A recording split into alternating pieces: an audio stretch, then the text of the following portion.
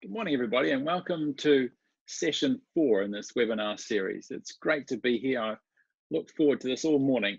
And what a gorgeous day it is.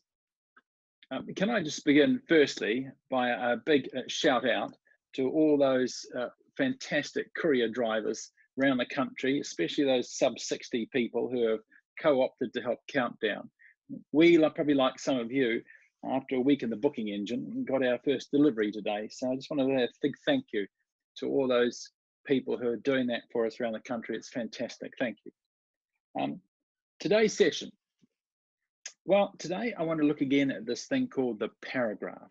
And in particular, I want to explore how you can teach this effectively to kids of different ages, especially so you get away from that problem of paragraph drift halfway through, or they don't say enough, or in particular, they don't actually demonstrate two key things that you're looking for, and I know it: insight and perception. So let's look at this now and look at it through the lens of Writer's Toolbox and how you can actually show that and use that with your students effectively as a tool. First of all, I would like to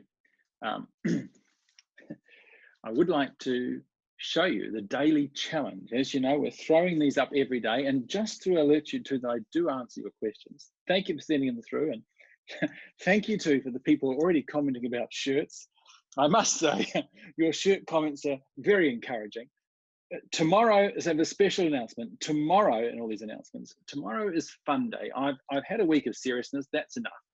Tomorrow I have dedicated to how to actually use this writing tool to add a bit of zhuzh to your classroom and to spice up those activities you do with your kids with a bit of fun and zaniness. So tomorrow will be a special shirt choice and zany and fun activities for your classroom. Today's a little more serious. The paragraph, right. Let's have a look firstly at the daily challenge. I know many of you are using this in your schools with your students and enjoying that. I hope you are.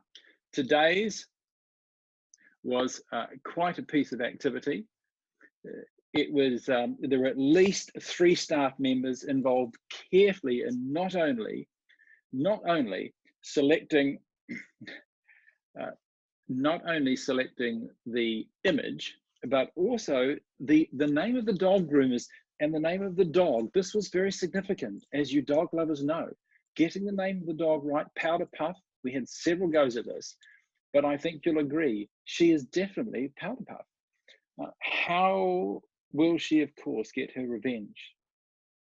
You have to have 4 sentences in your daily challenge today, and everybody begins with exactly the same first sentence.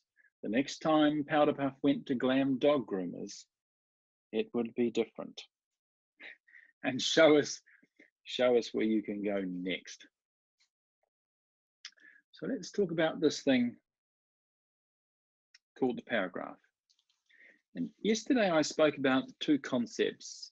If you watched yesterday's session, and within 24 hours, we put the previous session up on our YouTube channel, but I said to you 2 things. I said, the sentence surfaces the thought, and the paragraph enables the thought to be fully rendered. And this is true in writing. And so teaching our students to do both adequately, confidently, is such an essential thing to do in the classroom. And I also raised this concept that there might be more than one type of paragraph form that you would teach a child. On a broad canvas, you can think about the paragraph as 3 types. This might help. There are paragraphs that work in a straight line form. The idea starts and then you do something with it. You might call these linear paragraphs. Then there are paragraphs that work, as I said yesterday, synthetically. They take ideas from different portions and they bring them together. They merge them in a new way. To do this as a thinker and a writer, you need some form on a page that enables this, because we do this a lot when we talk to people. Think of those forms of paragraphs as synthetic. Then there's paragraphs, or dynamic. Then there's paragraphs that allow us just to demonstrate our sheer flair as a writer. And over the coming weeks, I'll show you some of each of those forms and how you can teach them to your students to enable better, deeper thinking, deeper thoughts to be fully rendered on the page. That's the aim of teaching writing. So today, without further ado, let's jump in and I'll show you how to create a task using the paragraph writer. As a teacher, we'll make one, and then we'll hop out and as the student actually complete that task. And you'll see it from start to finish. Let's do this.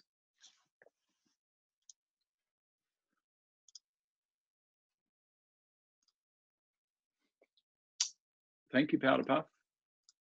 We'll go back. The screen you're now seeing is, of course, the teacher's dashboard. I'm logged in on my teacher account. You take a moment now and you've got a Writer's Toolbox account, log in. You can go along with me. We'll create one together. So I'm going to go straight in here and I'm going to open tasks.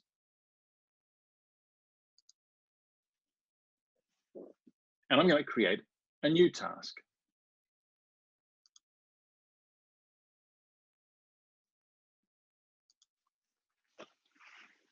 The title.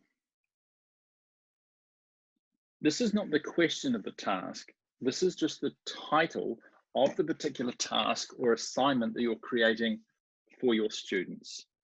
So I'm just going to go, I'm just going to give it a title, something like, your first paragraph challenge. Underneath that, you can see task, and here I can type the instructions about that particular activity. Here we go. So I think my task today could be on sports. Okay.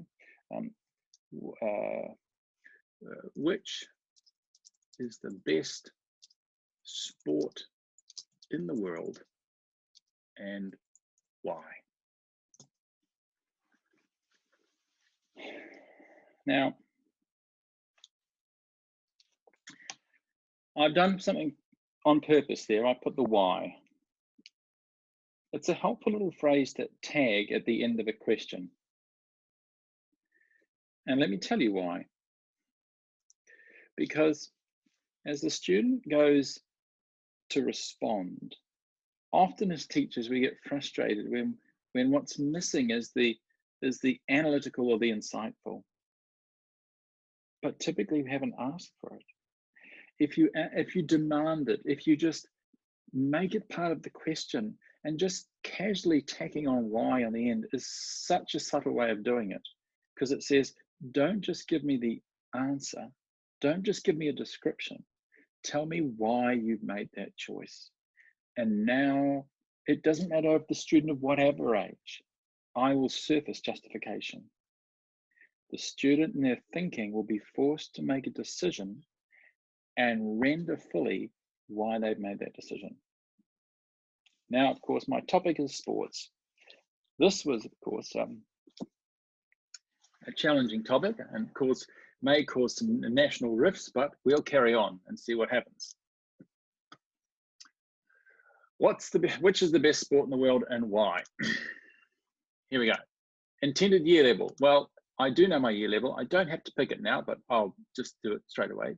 Word length. I can pick a word length for this if I want to. So I'll just put one in anyway. Let's just put, I don't know, 120 words. Due date, I'll leave that open. Now I pick sequence. This is a lovely page. The designers did a great job. I love playing with this page, but here you can pick the types of activities that you want the student to do as they develop this task. Whatever you select here as a teacher, they will be forced to go through that particular process. So here we automatically pre-selected as always the creative stage, the planning stage, and the writing tool. So if I want them to do a mind map, it's pre-selected. I don't really want them to do that today, so I'm actually going to disinclude that. I'm going to, if that's such a word, I'm going to disinclude the planning stage, because let's just say we've talked about it in class already. But I am going to select the writing tool, and I want them to use Paragraph Creator. I picked my tool. That means when the student logs in, they won't have a choice. As they open this task, they'll immediately be taken straight through to Paragraph Creator. Now I get to pick the tools that the student will see as part of the page they're working on. The first thing it says is, which paragraph do I want them to work on? What style? And today, I'd like the lawyer to be the focus. So I'm going to pick the lawyer paragraph. I can also then build some checklists. So I'm going to build a checklist. And I'll give it a name, your sport paragraph. And the checklist pops up as little handy tips that you'd like the student to remember as they do their particular piece of writing. It's really useful because you can use it sort of in two ways, either both as an encouragement or as a don't forget to do that. Okay, here we go. There we go. Choose one sport and make it a good one. Just hit return and it drops down there. Yes, don't forget to check your spelling, especially you, Boris. I know my class quite well. Another checklist item. Right, here we go. Talk more about how you teach precision later in the series, but I'll just put this in. Include one specific fact in your piece. I like to sort of cast a little bit of a fuller sentence here because it helps. I want the student to remember this, and look, I can do that. The lovely thing about this little checklist tool, and we'll explore these in some more detail later, but you see the 6 dots to the left-hand side. I can switch the order if I want to. I can play around with these and put them in different order, but I'm happy with that order as it stands. Keywords, here we go. I can add a keyword list to my task as well, and why not? The name of it, we'll just call it again, some useful words for your paragraph. Oh, too many. Back into tasks, drafts, edit, sequence, pick tools. Done my checklist, keywords. I'm going to go and get rid of that keyword list, add a new one, and here we go. I think that was the man next door switching on his Netflix account. Keywords, useful words. And this is about sport, so let's just put in a few helpful words. Energy, skill, passion, and character. I could actually insert a number of things here. These could be words that we even have as part of our weekly spelling lists in our classroom situation. It could be subject words that you're wanting the children or the students to master. You can get quite clever with this list. But sentence styles. Automatically, the system has come up with the sentence styles that students of this age and stage should now be competent in at year 7. I'll just show you this because it's kind of fun. Watch this. If I go back to this very start of my task, and I altered the year level of the students, let's just say they're only year 4, and I go straight back to pick tools, look what just happened. The sentence styles that a year 4 student should know by that stage are there, and the ones they should not yet have been taught or necessarily have mastery in are automatically deselected. So helpful, this part of the architecture, because it takes some of the difficulty out for you as a teacher. You can just rely on it. So I go back to pick tools and I can switch between these things. I love all those sentence styles. We do want them. Imagery, right. Yes, we want some images. And while you've been busy, a bit like a good cook. I have been off to the side, and over here I have some images on my desktop. I'm just going to bring it across and drop it in.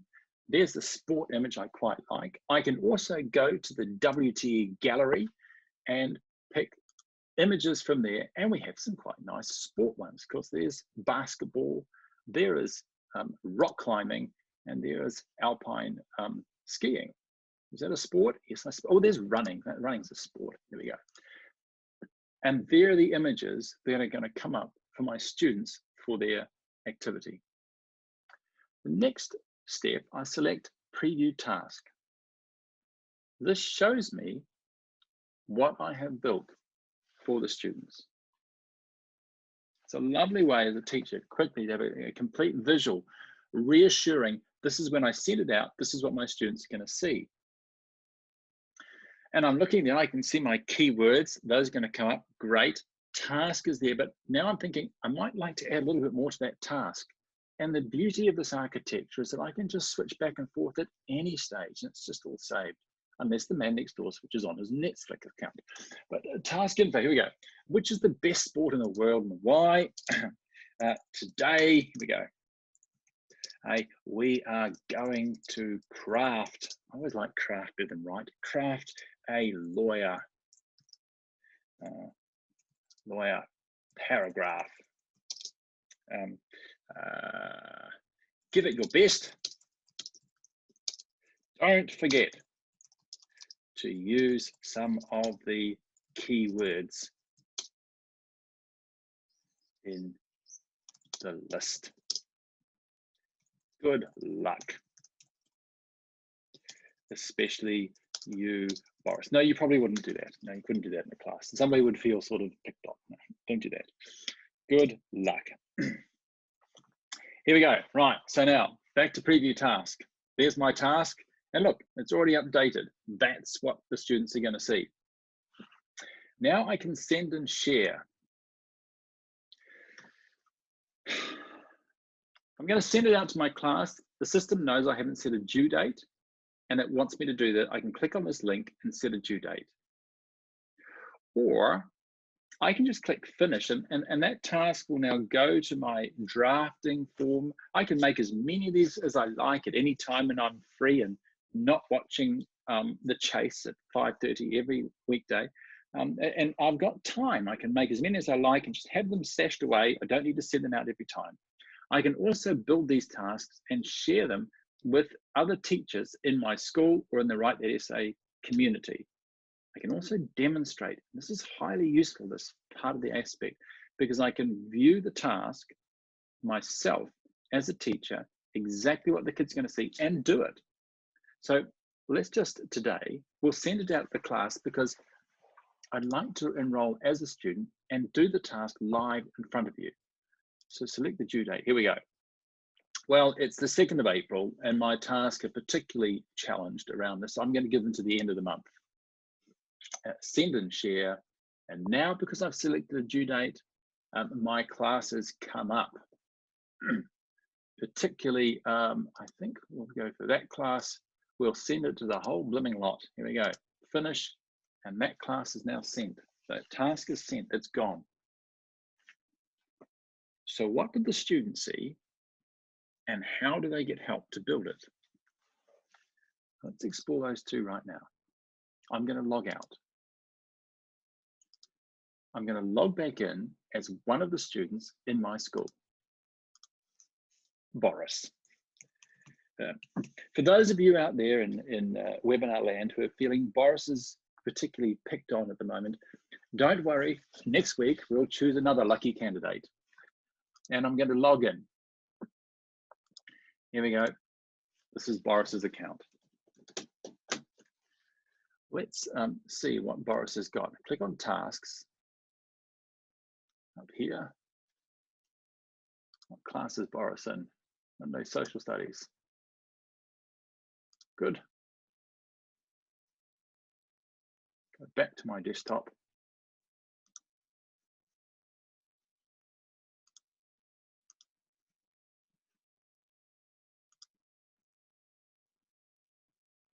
Contrast. Tasks, Boris. Unfortunate. Must be the man next door with his Netflix is holding up Boris's task coming to him. Well, Boris's task ordinarily appears under tasks. I'm afraid to say today, I think the man next door may be using far too much of my power, and there's his, and it hasn't appeared yet. So I will do it live in front of you, showing you how it can work as the lawyer paragraph, and we'll go through. So paragraph creator, and I'll pick the lawyer, and I'll do a draft.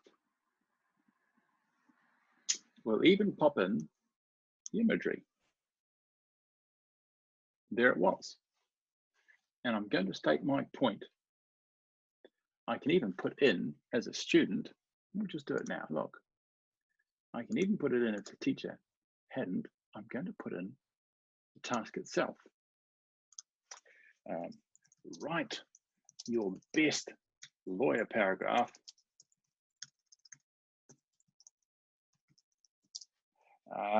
which is the best sport and why?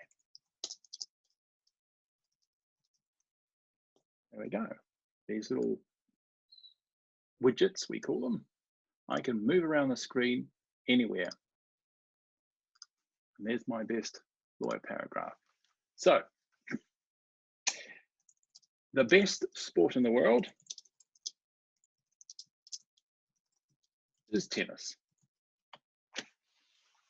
Very helpful when you're constructing this sort of paragraph, and the lawyer paragraph is a straight line paragraph. It's very helpful when you're constructing this sort of paragraph that the first sentence is just direct and to the point. One of the sentences that's quite helpful to teach a student to do that is, if I go over here and I'm bringing my sentences around, I'd like to show you this sentence style. Is not the explore the subject sentence, but it's one that we call the power sentence. It's highly useful. You can see the little widgets here working around the screen as I move them around. The power sentence is beautiful because the rule is 12 words or less. You want the student to get straight to the point. And too often, a student begins to cast a paragraph, they get excited and they begin to drift. And that first sentence, before you know it, it's got 4 different ideas in it. The power sentence, even insisting on it as the first one they cast, pulls them in and they focus directly on the single thing they want to say. That's just so useful in honing the thinking to reflect in the writing. So I've just made my choice. The best sport in the world is tennis. The second sentence in the lawyer paragraph is actually the why sentence. We talked about this at the outset, about the students giving you the justification for the choice they've made. And the lovely thing about the lawyer paragraph is it binds these two things together from the outset. This is what I want to say, and this is why it's so important. And you don't get the two elements of that paragraph lost by a big description between them, and then the student at the end is trying to reinvent why they've said what they've just said. This paragraph fixes that problem. Well, here we go. This is because tennis, of course, I can already sense out there that I have, we had 300 people viewing this. We now are down to 253. That's because all the people who love golf have just left. But this is because tennis, here we are, teaches you discipline. I mean, really, who would want to play golf? What a ridiculous game. I once played golf.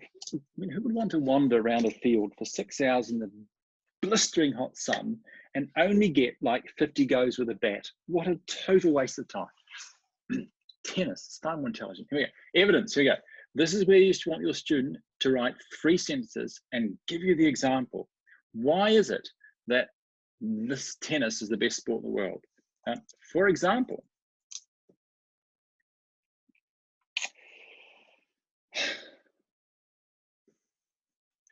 tennis players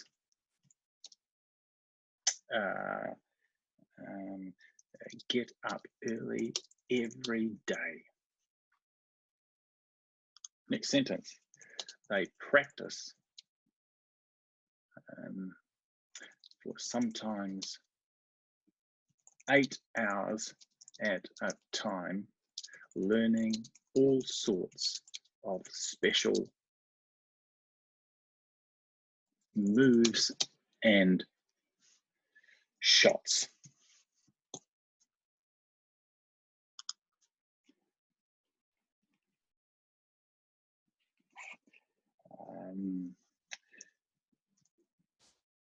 Tennis, a good tennis player can know as many as 15 different plays by the time they are 7. Learnt in hours of coaching. Final sentence. And again, that past sentence is quite useful, you know. And again, here's 2 tips for you. Students can often struggle with that final sentence. You know, they think, oh my gosh, what I'm going to write. I don't know what to say. And what you do not want to teach that poor child is the linking sentence. I mean, how stupid, inane is that idea? Because they will just repeat themselves. Don't do it. Hold back. Here are 2 really useful tips for casting that final sentence. One is, the first one is this. You can drive home the first point you were trying to make in this paragraph. Just drive it home. And you can see here in the scaffold, that is the next tip. There's the first tip suggested. Here's the second. And this also works equally well as children get a bit older. In that final sentence of the lawyer paragraph, you can write an outcome sentence. Tell me the outcome of why this thing is so good or so bad. Where does it lead us? If you like, think of it as the outcome of the thoughts that have been rendered in the paragraph. It's where this lands us. And that style of thought delivered in the sentence also works well. So here we go, look. Such discipline doesn't just make great players, it builds character. There you have it. That's the outcome of learning this sort of discipline in tennis. Now the student can, of course, preview their paragraph, and all the scaffolds are removed, and there's my paragraph. The best sport in the world is tennis. Well, of course it is. That was just self-explanatory. This is because tennis teaches you discipline. For example, tennis players get up early every day. They practice for sometimes 8 hours at a time, learning all sorts of special moves and shots. A good tennis player can know as many as 15 different plays by the time they are 7, learned in hours of coaching. Such discipline doesn't just make great players, it builds character. And there's our paragraph. As I said yesterday, the student at this point in the drafting process is aided by a couple of great features in Writer's Toolbox. They can use the feedback button and get some immediate feedback on the quality of their writing. And look, one of these days, on the tennis metaphor, you can see what I'm trying to do here, right? I'm trying to outfox myself, because there is me saying, great start, Boris. Here's some things you can improve as you work on. And I've got my precision up today. And my words per paragraph are great. I'm even doing quite well on my sentence styles, but you can see what I've fluffed as I've done it live on camera. My average sentence length is just a little bit low. And I'm telling myself it's what I need to work on. This is hilarious. But I'm really trying to, one of these days I'm going to do it on screen live. I'll ace 100% first time off. But there you have it. Even the pro doesn't get it right first time. Federer can lose, very occasionally, but it does happen. Then I finish my paragraph. I can now publish that. I can create a new name. I'll start a new piece of work. My sport